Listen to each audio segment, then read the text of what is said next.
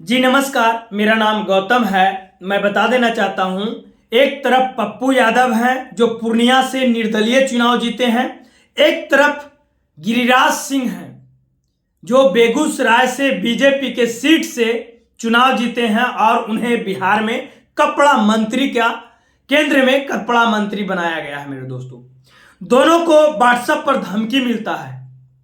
धमकी देने का मतलब क्या हुआ मेरे दोस्तों, मैं वो आज सच्चाई बताऊंगा कि आखिर दोनों को क्यों धमकी मिला।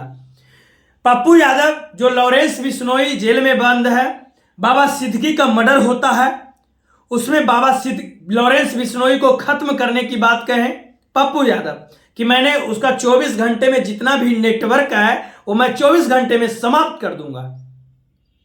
और बाबा सिद्दीकी के परिवार से कोई भी जिससे दोस्ती होता है मेरे दोस्तों उससे मिलने जाता ही है।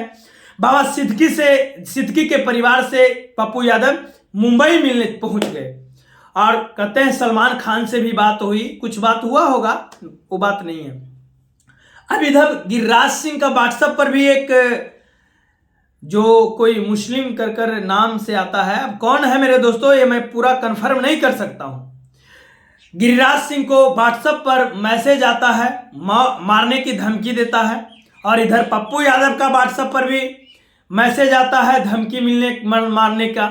एक ट्वीट से एक्स हैंडल से पप्पू यादव को रेस्ट एंड पीस करने की धमकी आता है। गिरिराज सिंह कहते हैं कि अगर कोई हिंदू को एक थाप मारे तो उसे सभी हिंदू मिलकर उसे मारने का काम करें।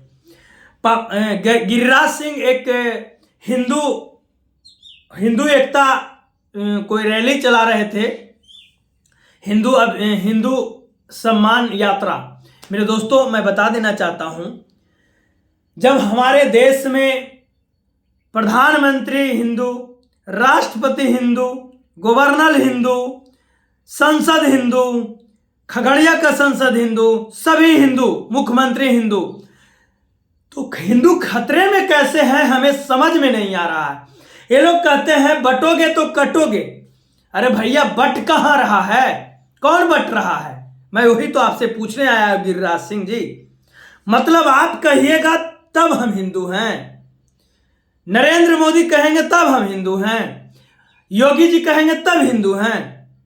हम हिंदू हैं तो हमें हिंदू हैं, हिंदुस्तानी होने पर गर्व है। हम राम को मानते हैं, हम सनातन धर्म को मानने वाले हैं। कौन नहीं कहेगा कि हम सनातन धर्म को मानने वाले हैं? आप कहिएगा तब होगा। गिरिराज सिंह कहते हैं अपने घरों में हथियार रखना सीख जाओ। गिरिराज सिंह का एक कहने का मतलब हुआ कि आप आपस में भाई लड़कर मर जाओ और फिर पैरवी कराने तो हमारे पास ही ना आओगे। कहने का तो मतलब यही ना हुआ मेरे दोस्तों।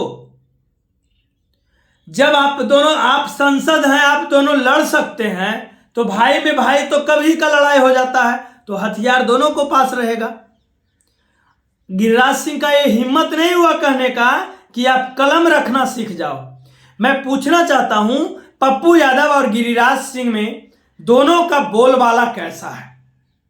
पप्पू यादव भी सांसद हैं और गिरिराज सिंह भी सांसद हैं।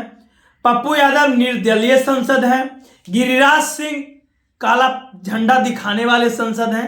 गिरिराज सिंह जब चुनाव प्रचार में गए थे, इनको काला झंडा दिखा दिया गया था। मैं पूछना चाहता हूं पप्पू यादव जी से कि पप्पू यादव, जितना आज आपने दान कर दिया, क्या आपको मालूम है कि मैंने कितने को खाना खिलाया? आपको मालूम है कितने लोगों को मदद किया? और मैं गिरिराज सिंह से भी पूछना चाहता हूं कि आप कितने लोगों को मदद किया? आप अपने फंड से कितने पैसे गरीबों में बांटा? कितने लोग को भला किया? गिरिराज सिंह को शर्म आना चाहिए कि मैंने हथियार रखना ये तो गरीबों को कह दिया, लेकिन मैंने गरीब का बच्चा को अगर कह देता कि कलम से पढ़ाई करना सीखो, तुम आईएएस बनो, आईपीएस बनो, कितना शोभनीय बात है मेरे दोस्तों। गिरिराज सिंह कहते हैं किसान तुम हथियार रखना सीख जाओ, जनता तुम हथियार रखना सीख जाओ, और हमारे बच्चे कलम रखना सीख जाएं, जिससे आईएएस आईपीएस नेता विधायक मंत्री बनेंगे और तुम ही पर राज करेंगे। शर्म की तो बात है ही। लेकिन आज तक पप्पू यादव इतना बड़ा घटना हुआ, हर घटना पर बिहार में कहीं भी घटना हो जाए, कोई भी संसदीय क्षेत्र हो, पप्पू यादव को पहुंचना वहां अनिवार्य होता है। लेकिन आज तक पप्पू यादव ने किसी को हथियार रखने की इजाजत नहीं दिया मेरे दोस्तों, किसी को। क्योंकि पप्पू यादव जानते हैं कि अगर दंगा होगा तो गरीब का बेटा मरेगा। वो मुसलमान हो हिंदू हो कोई फर्क नहीं पड़ता है, मरेगा तो गरीब का ही बच्चा मरेगा। एक गिरिराज सिंह का कहना है कि तुम हथियार रखो और दंगा होता है तो लेकर कूद जाओ जिससे तुम्हारी मौत हो जाए। कहने का तो मतलब यही होगा दोस्तों, जब दंगा होगा, जब गोली चलेगा, बम चलेगा, तलवार चलेगा मेरे दोस्तों, तो कब किसका मृत्यु, ये नहीं कि सिर्फ मुसलमानों का मृत्यु होगा, सिर्फ हिंदुओं का मृत्यु होगा, उसमें कोई भी लपटा सकता है। लेकिन गिरिराज सिंह का बच्चा नहीं वहां जा सकता है, कोई मंत्री का बच्चा नहीं जा सकता है, मुख्यमंत्री का बच्चा नहीं जा सकता है, सम्राट चौधरी का बच्चा नहीं जा सकता है। जाएगा तो किसान का बेटा, ठेला चलाने वाला का बेटा, गरीबों का बेटा जाएगा। मेरे दोस्तों ये चीज सोचना होगा और गिरिराज सिंह को इस बयान पर माफी मांगना होगा।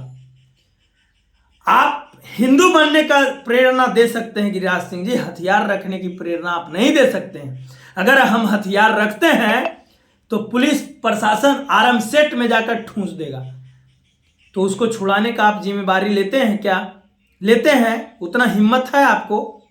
ये चीज सोचना होगा, समझना होगा और गरीबों को एकजुट होकर रहना होगा, जिससे हम जो दुख और सुख आती है उसमें साथ मिलकर हम रहेंगे। वो हिंदू हो या मुसलमान हो, हम लोग साथ मिलकर रहेंगे, एकजुट रहेंगे। बाकी के लिए जय हिंद, जय भारत, जय हिंद।